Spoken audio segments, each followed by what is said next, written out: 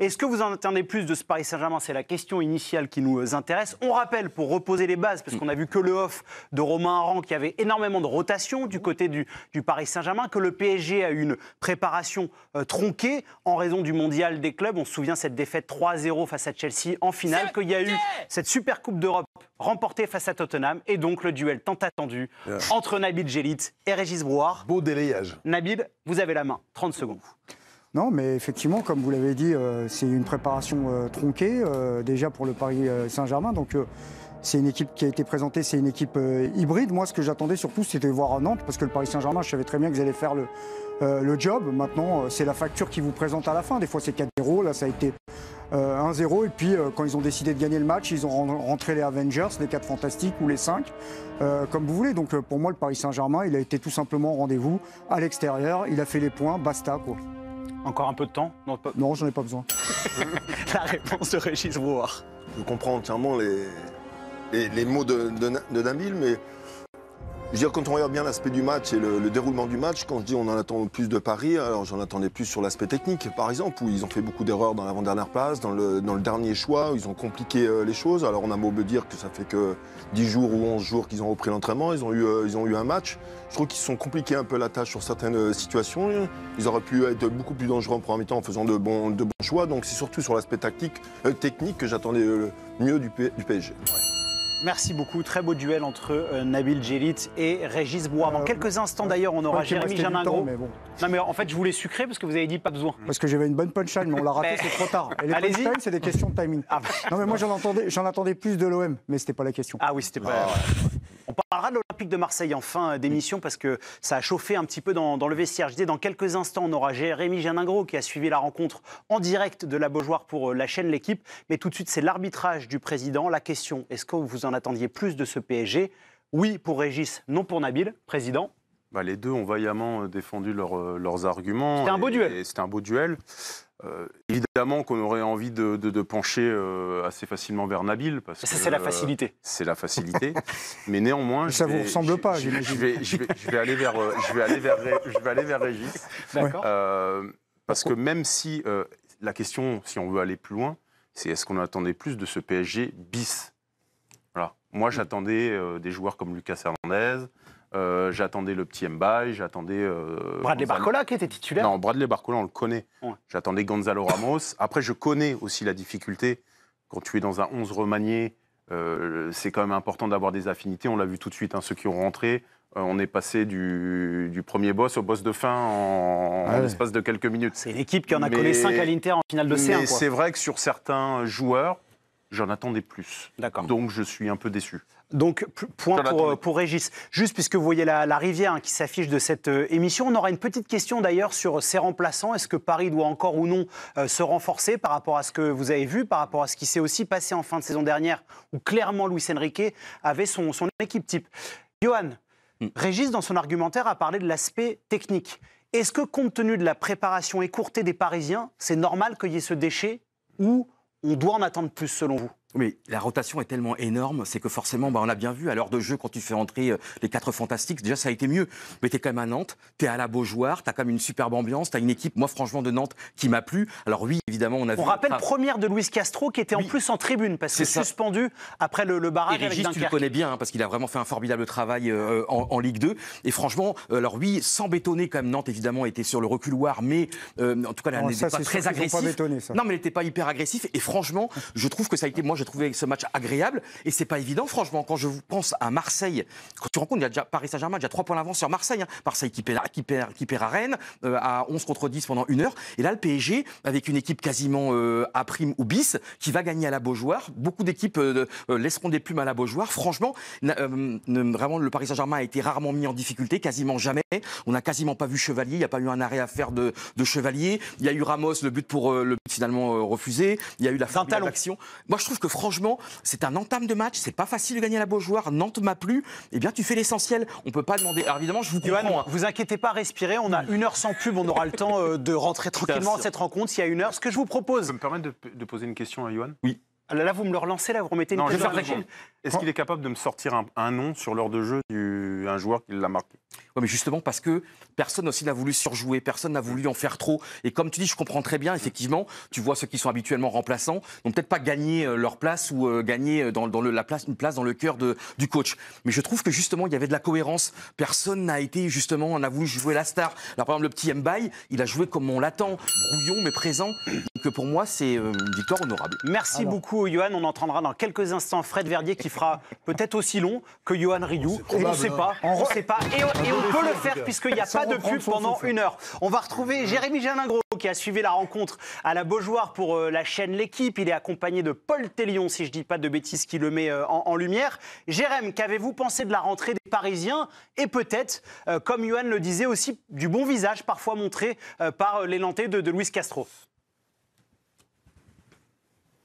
Oui, Paris a fait le match qu'ils avaient envie de faire. Moi, je pense qu'on ne pouvait pas en attendre plus. Peut-être que le public en attendait plus parce qu'il y avait vraiment une belle ferveur ce soir côté nantais et aussi dans le parcage parisien. C'était une belle ambiance en tribune. Eux, ils ont dû être déçus du spectacle. Je pense qu'on ne pouvait pas en attendre plus parce que Luis Enrique, ce qu'il a fait, en fait, c'est son deuxième match de préparation. Il a fait ce match comme un deuxième match amical. Il a fait tourner. On a vu la composition d'équipe. On savait d'emblée qu'on n'allait pas avoir un PSG flamboyant, qu'on n'allait pas avoir le PSG qu'on a vu en fin de saison en Ligue des Champions qui est complètement rodé avec des automatismes parfaits. C'est un PSG qui apprend à se connaître, qui rentre dans sa préparation, qui a des états de forme très disparates. C'était un match pour Zabarni aussi, qui découvre ses partenaires, qui doit apprivoiser un peu cet effectif. Il a joué 90 minutes avec un peu de déchets au début, et puis finalement il est rentré dans sa partie, ça allait mieux. Et puis quand on voit qu'on fait rentrer 4 joueurs d'un coup, c'est un truc qu'on fait jamais ça dans un match officiel. Donc voilà, c'était à mon avis pour Luis Enrique une façon de rentrer dans cette saison qui va être très longue. En fait, qu'est-ce qui compte pour le Paris Saint-Germain? C'est la fin de saison, c'est le moment où on commence à avoir des échéances éliminatoires. Donc là, pour moi, c'est une façon avec un agenda, un calendrier abordable pour Paris de rentrer tranquillement dans cette saison et puis en plus de gagner parce que quand on fait rentrer les stars, les dynamiteurs internationaux, bah là forcément ça fait la différence. Donc il n'y avait pas grand-chose à attendre de plus. La victoire elle est là, la préparation elle continue. Donc je pense que tout est positif. En tout cas, à 80% c'est positif. Merci beaucoup Jérémy Jalingro. Et le président vous trouve pas très exigeant? Non, parce que certes, évidemment que ce Paris Saint-Germain a le droit à un moment donné de reposer ses titulaires. On l'a dit précédemment, il y a les affinités. Quand tu changes comme ça beaucoup l'équipe, c'est difficile aussi de le faire. Mais néanmoins, est-ce qu'on peut quand même, sur les seconds rôles qui sont habitués à jouer comme ça dans le film, est-ce que quand tu es joueur de qualité tout de même. Non, mais quand tu es premier rôle, là, qu'on te donne ta chance, est-ce que tu peux pas sortir un match un peu? Lucas Hernandez, qu'on n'a pas vu depuis un moment, je n'ai pas vu faire une montée. Zahir Emery, qui a du mal à retrouver, qui a du mal à exister dans ce nouveau Paris Saint-Germain. Alors certes, il n'est pas un poste, mais voilà, il ne sort pas du lot ce soir. Il est neutre, alors que c'est des garçons. Ludo, je pense que pour le poste, il faut un petit peu arrêter, parce que quand on parle de Hakimi, on dit qu'il est 4e milieu. C'est également le cas pour Warren Zahir Emery. Et de toute manière, s'il veut exister dans ce Paris Saint-Germain-là, il n'y a que là où il pourra vraiment être comme doublure. Exactement. Et on va faire une passe décisive à Fred qui s'impatiente. Fred, vous, est-ce que vraiment, sur tout ce qu'on entend, on parle beaucoup de cette préparation qui est tronquée, vous êtes sur cette ligne-là où techniquement, par rapport à des joueurs comme ceux du PSG, comme Régis l'a invoqué, on est en droit d'en attendre plus, d'être exigeant, puisque c'est la meilleure équipe d'Europe? Ah bah oui, clairement, mais un peu déçu, oui, techniquement, par justement un petit manque de finesse, un petit manque de justesse, de Barcola, de Mbaye, d'un peu tout le monde finalement. Mais je ne suis pas déçu par la gestion de l'effectif de Luis Enrique, par le pragmatisme du bonhomme, par le fait... C'est pas la question. Non mais si, c'est aussi la question, parce que tu le sais mieux que personne d'autre ici. Je veux dire que quand tu fais ce choix-là de dire, bon, en gros, on a compris à peu près le message, hein, c'est on tâche d'être au niveau physique pour début septembre et la J1 de Ligue des Champions, c'est bien beau, mais si tu perds à Nantes d'entrée, tu vas faire parler. Ça va tailler. On va dire, mais qu'est-ce que c'est que ce PSG? Ils ont perdu à Nantes. Voilà. Là, ils gagnent à Nantes. Une équipe qui, d'ailleurs, ne les avait pas battus, et contre qui ils n'avaient pas perdu. Ils n'avaient pas pu les battre, disons. 2 matchs nuls la saison dernière. Donc, c'est pas des faire-valoir. Ils sont en progrès, tu veux dire? Oui, je veux dire que, factuellement, le résultat est meilleur que, évidemment, le contenu. Mais le résultat, je trouve, prime sur tout le reste. Parce qu'en plus, tu as eu ce moment où le coaching, quand même, et ces 5 remplacements, pour un club comme le PSG en Ligue 1, c'est prodigieux. Oui, mais dans la notion du travail, elle est presque normale et logique. Vous faites rentrer 4 joueurs la dernière demi-heure. Il y a 4 jours. En fait, c'est une gestion qui est quand même assez simple à comprendre. Tout le monde est capable de comprendre cette raison. Alors après, qu'ils mettent ses meilleurs joueurs pour faire des différences.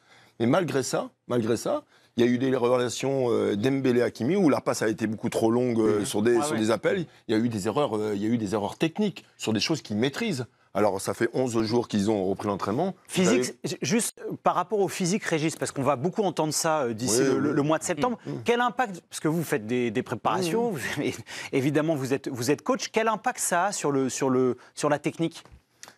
En fait, je trouve que Nantes les a aidés. Les a aidés pour une raison, ils ont joué tellement bas qu'ils ont eu pratiquement tout le ballon.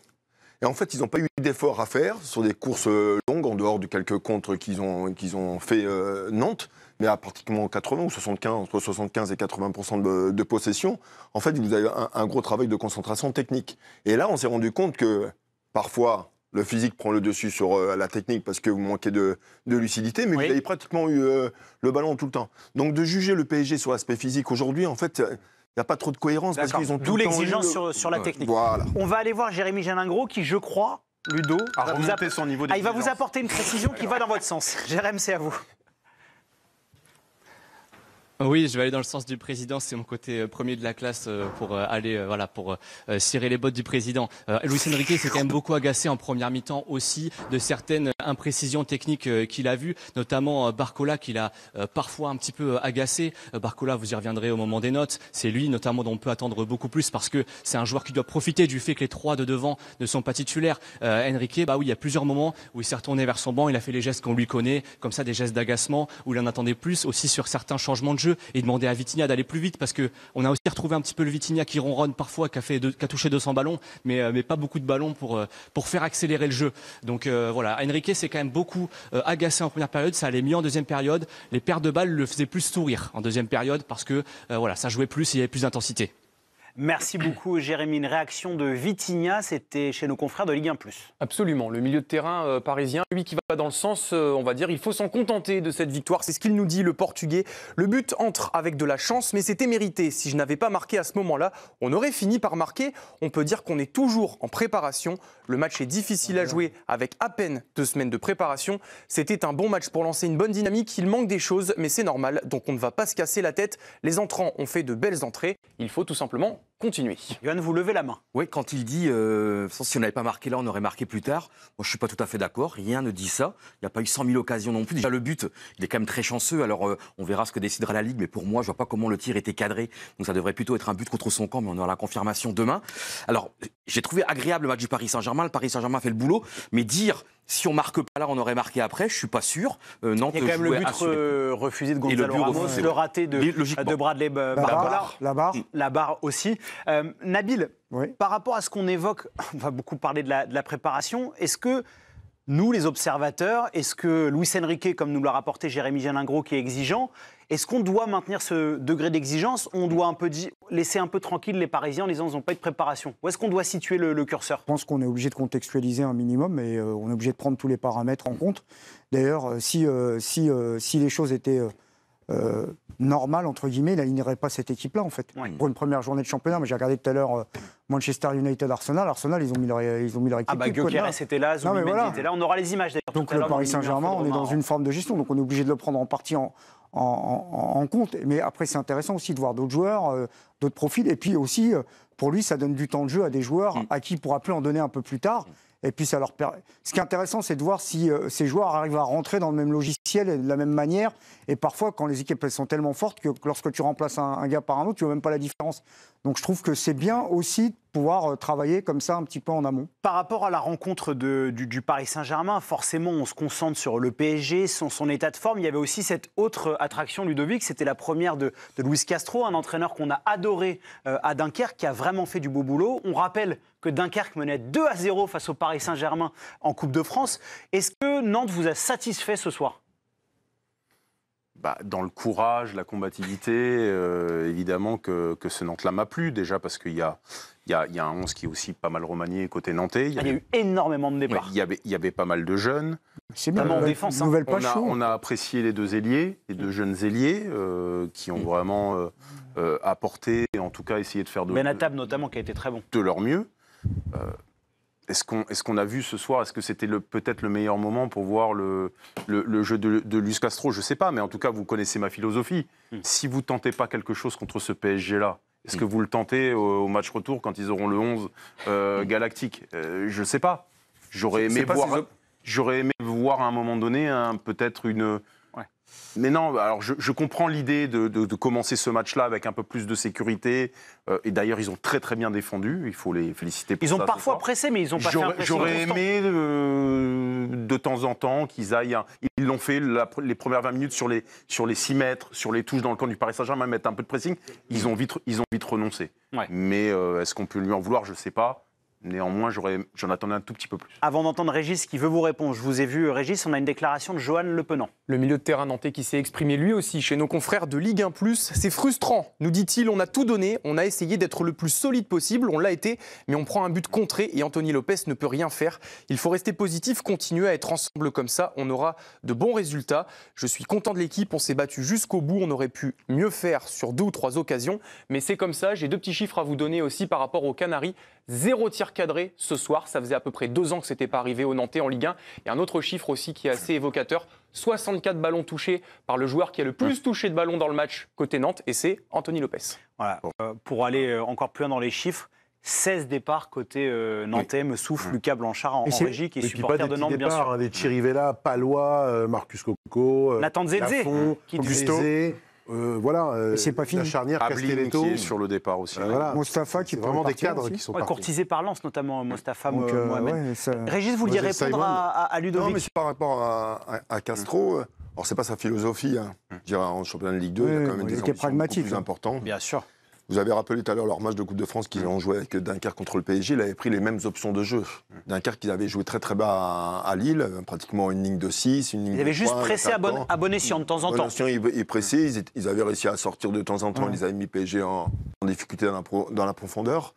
Là, ils ont eu quelques situations d'attaque rapide intéressantes à jouer, qu'ils auraient peut-être pu mieux utiliser. Parce qu'on sentait que Paris peut être en difficulté sur les courses longues. Après, c'est pas son option première, Castro. Il est plus porté quand même par le jeu. Il a pris cette option de bien défendre parce que je pense qu'il a voulu fermer l'axe et empêcher la profondeur un petit peu, surtout sur les joueurs de côté de PSG qui aiment bien faire des appels rentrants. Ils ont isolé Barcola et Mbaye sur les côtés qui n'ont pas pu faire des différences dans les 1 contre 1. Donc sur l'aspect tactique, il y avait une idée, c'était très cohérent. Après, il leur manquait quand même des choses pour aller au bout des choses. Le Chevalier. Il fallait planter quand ils avaient la possibilité, quand ils piquaient. Ces scénarios de match, on les connaît. C'est-à-dire que si à un moment... Ils ont 2-3 possibilités de piquer. À un moment, Benatab à droite, là, sur un contrôle pied droit. Il a fait un vrai bon match. Quand il prend de vitesse un peu... Hernandez, c'est ça? Hernandez, oui. Désolé. Et le centre qui est relâché, si elle a, pas El Arabi. Si Mostafa est un peu plus prompt derrière, ça peut faire. Il a été prêté en national, il était prêté à Aubagne. Il a fait une vraie bonne saison, très très bonne saison. Meilleur joueur de dans un national. contexte meilleur joueur de national. D'ailleurs, tu as joué contre eux avec Rouen, d'ailleurs. Ouais, c'est un bon joueur. De le voir à ce niveau. Après, Aubagne, il était dans une situation un petit peu plus libre, comme numéro 10, mais... de le voir à ce niveau-là contre le PSG, c'est un moment très intéressant sur l'aspect technique. Il a très peu de déchets, il a fait de bons choix. Il est audacieux, on sent qu'il veut tout le temps aller de l'avant. Il me rappelle d'ailleurs un gars qui a été dégoté à Dunkerque, c'est aussi dans des toutes divisions, c'est Jessim Yassine. Qui a beaucoup de ballons, qui est un très bon dribbleur, qui va vite. Et Luis Castro adore ce genre de profil et en général, il sait les faire progresser.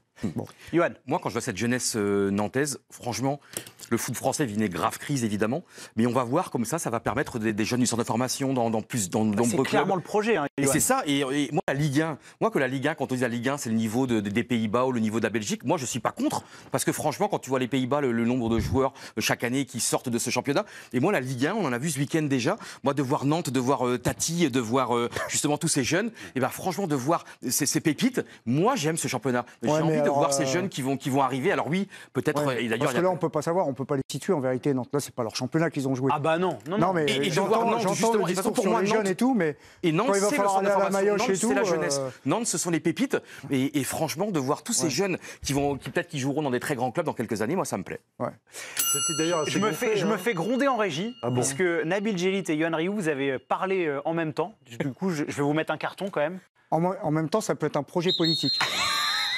Donc voilà, on part pas les uns sur les autres parce qu'il y a des téléspectateurs, des téléspectatrices et on se doit de les respecter. On va parler dans quelques instants du championnat de France puisqu'il y aura le Ligue 1 Express de Romain Aran. On parlera des rencontres de la journée, mais on va s'intéresser à Zabarny, le défenseur ukrainien qui est arrivé de Bournemouth. C'était sa première avec le Paris Saint-Germain, titulaire d'entrée à la place de Marquinhos qui était sur le banc. Est-ce que c'est une première réussie pour le nouveau défenseur central du Paris Saint-Germain qui porte le numéro 6? Habillage à ce que vous voulez en régie. Nabil? Pas raté en tout cas. Pas raté, merci. Réussi, oui, réussi. Réussi. Oui. Oui. Il est satisfaisant, on va dire. Il a très peu été mis en danger. Il était pressé une fois dans le coin, c'est tout. Quelques fois. Allez-y, Régis. Allez-y. Vas-y. 2-3 fois dans la profondeur où il a géré. C'est à revoir. À revoir avec une opposition beaucoup plus importante. 71% de possession. Il a été très peu de risques avec le ballon. Il a fait pratiquement du 100%. Donc c'est difficile de juger, moi je trouve, un joueur sur une première journée, sur un match comme ça. Ludo, vous avez fait quelques clubs dans votre cas, même si vous avez été fidèle à Lille et à Metz, c'est vos clubs de cœur. Non mais quand on commence comme ça, il y a forcément une première impression. Même s'il avait arrêté son match, il ne s'agit pas de tomber sur Zabarny, on sait bien qu'il y a une phase d'intégration. Mais il y a toujours un premier ressenti quand on voit un joueur. On sent que c'est un joueur aussi intelligent, parce que ce qu'on disait, c'est de la sobriété. Il n'a pas voulu en faire trop. Ce qu'il a eu à faire, il l'a bien fait. Dès qu'il a eu le ballon, il n'a pas voulu inventer des choses. Il a trouvé Vitinha devant lui qui décroche. Et comme Vitinha, c'est le meilleur premier relanceur parisien, c'est normal qu'il lui donne le ballon. Duel de la tête, il en a eu 2-3, il les a gagnés. Je l'ai vu à un moment donné venir faire la couverture sur Beraldo pour le sécuriser, ce qui n'a pas été fait à l'inverse sur le match de Marseille avec Balerdi. Donc une première. Sur des espaces réduits, ils ont sorti 2-3-4 ballons sur le côté là-bas, sous pression un peu. S'ils le prennent, c'est que c'est quand même j'imagine qu'ils l'ont scouté et qu'aujourd'hui, maintenant à Paris, on pousse un petit peu pour les chercher les joueurs. Dans le dossier Zabarny, la construction elle a été très claire depuis le mois de janvier. C'est un profil qui a été validé par le président, le directeur sportif et l'entraîneur. Et il n'y avait qu'un plan A, il voulait absolument. Il y a Zabarny. Avant d'entendre le reste du plateau, on va retrouver Jérémy Janingro qui a suivi la rencontre en direct de la Beaujoire. Jérémy, vous qui connaissez bien le Paris Saint-Germain pour m'accompagner depuis 2 ans sur toutes les pelouses de France et d'Europe, on sait que ce n'est pas facile de s'intégrer à cette équipe. Qu'est-ce que vous avez senti, vous, vu du stade ?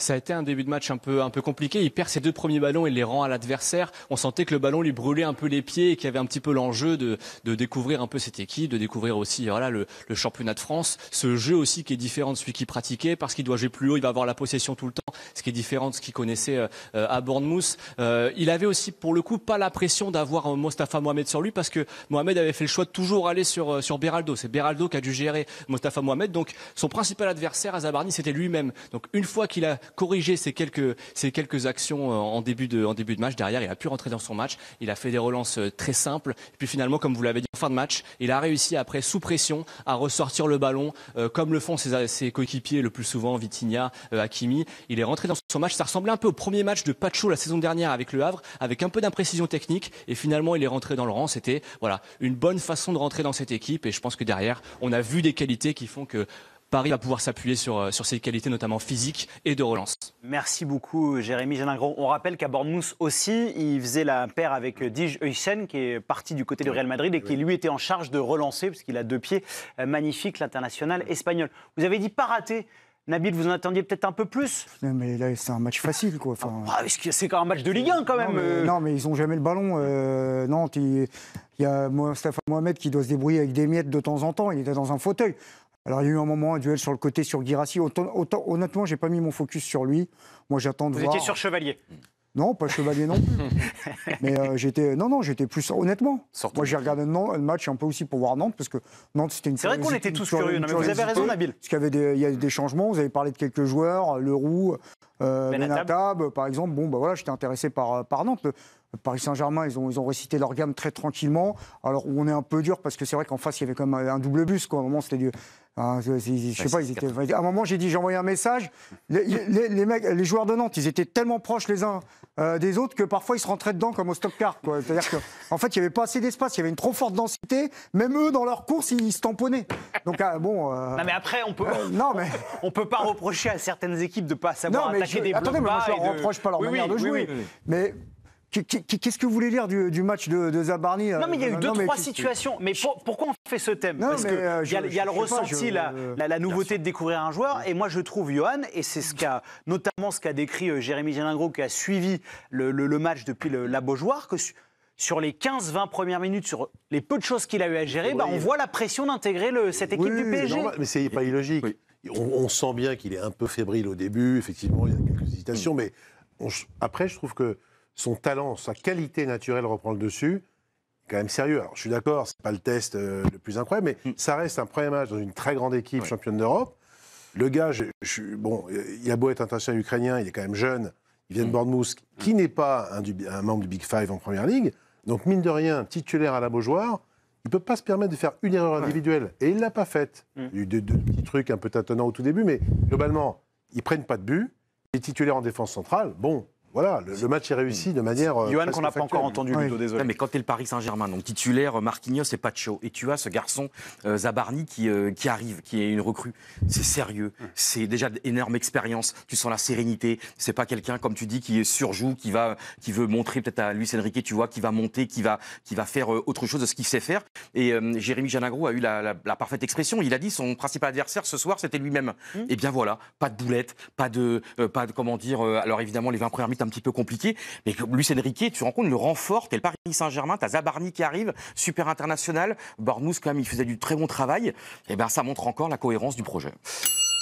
On a terminé sur Ilia Zabarni, puisqu'il jouait contre un double bus, que nous a décrit Nabil. On va passer à Vitinha, qui est le buteur un petit peu heureux ce soir, parce que sa frappe est déviée. Mais ce que nous a dit Jérémy Gélingro, c'est que parfois il a trouvé quelques touches superflues. Est-ce que pour vous, néanmoins, c'est le MVP côté parisien?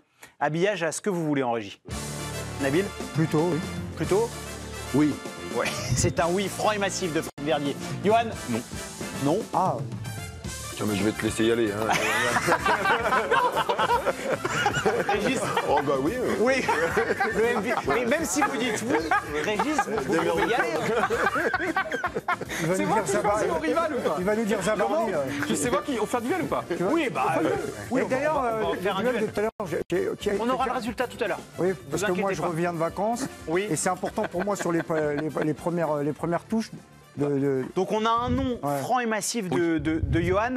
En régie, est-ce qu'il y a quelqu'un que vous voulez voir affronter Johan? C'est peut-être plus facile ou pas du tout?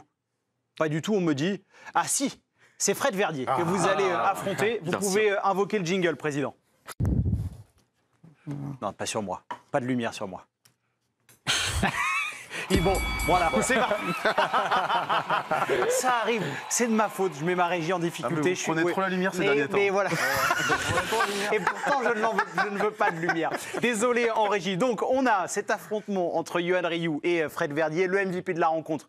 Vitinha, non pour Yo, oui pour Fred. Fred, vous avez la main. Oui, pour quelle raison?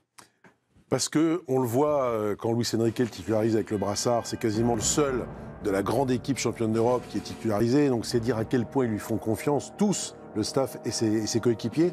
Confiance justifiée parce qu'il est vraiment celui qui donne le ton au milieu de terrain, c'est celui qui montre le chemin, c'est celui qui donne le rythme, c'est celui qui marque le but, l'unique but du match. Donc pour toutes ces raisons, je trouve qu'il a été essentiel. Bien sûr, il en garde sous le coude. Bien sûr, il n'est pas à 100% physiquement, mais il est absolument crucial dans cette formation. Merci beaucoup. La réponse de Yohan Ryu.